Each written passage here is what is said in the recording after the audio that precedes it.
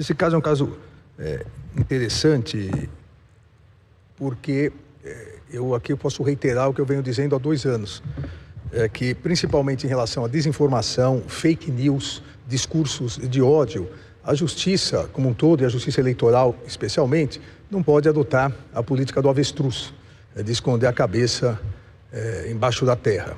Em que pese, ministra Carmen, que um entendido no assunto me abordou há algum tempo, ouviu dizer isso e falou que é mentira que o avestruz coloca a cabeça embaixo da terra, que inventaram isso, que não existe. Mas, como todo mundo acha que é verdade, é uma fake news do bem, para fazer analogia.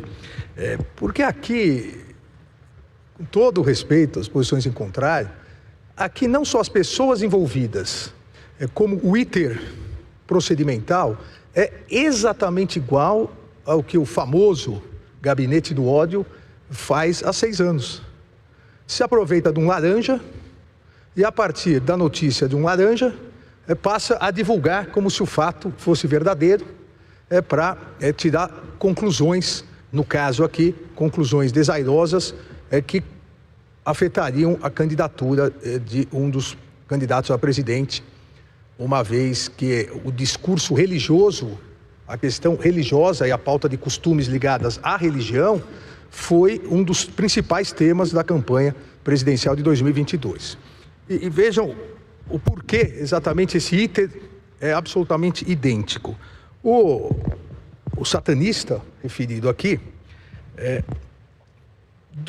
antes dessa postagem única, ele já tinha várias postagens, inclusive uma entrevista no canal Supersônico Cast, no YouTube, declarando claramente a sua antipatia à candidatura do então candidato Luiz Inácio Lula da Silva. E nessa entrevista que ele deu nesse canal Supersônico Cast, que eu nunca ouvi falar, chegou inclusive a comparar as condutas do então candidato Luiz Inácio Lula da Silva com as condutas nazistas.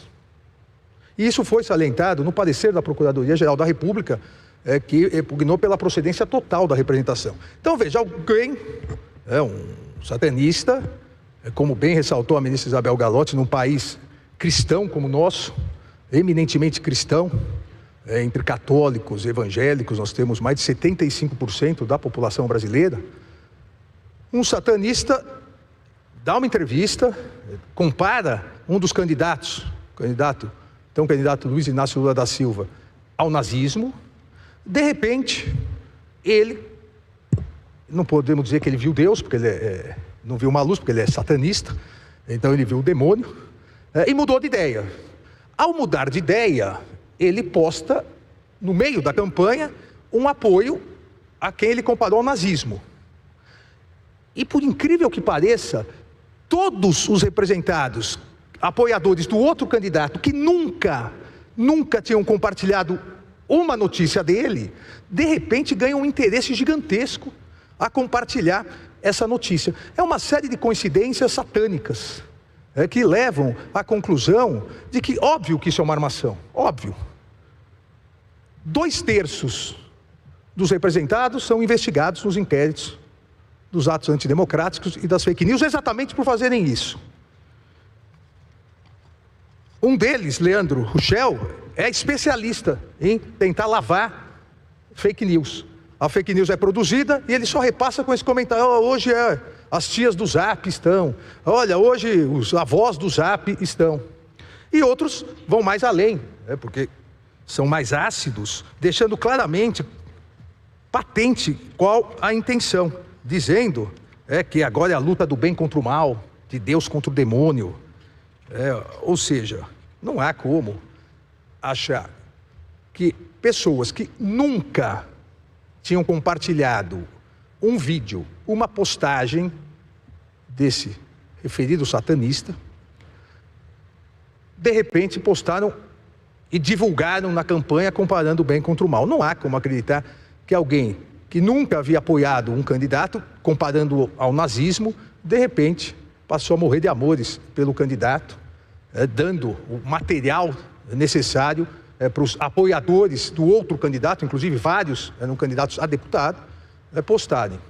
Então, com todas as vênias ao eminente ministro relator e a divergência que a divergência não, e aqueles que acompanharam o eminente ministro relator, ministro Isabel, ministro Cássio Nunes Marques, eu acompanho a divergência tanto no sentido da condenação de todos, quanto no sentido dos valores das multas aplicadas. E proclamo o resultado.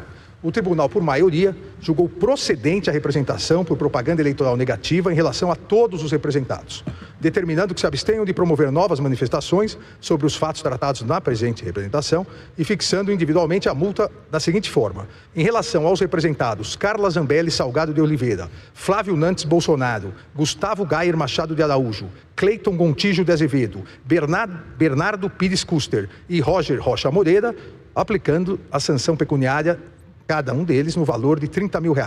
Em relação aos representados Vitor Stavali, Bárbara Zambaldi de Stefani e Leandro Panazzolo Ruchel, aplicando-se a sanção pecuniária no valor de R$5 mil, nos termos do voto do ministro Floriano de Azevedo Marques, vencidos o relator, a ministra Isabel Galotti e o ministro Cássio Nunes Marques, nos termos dos seus votos.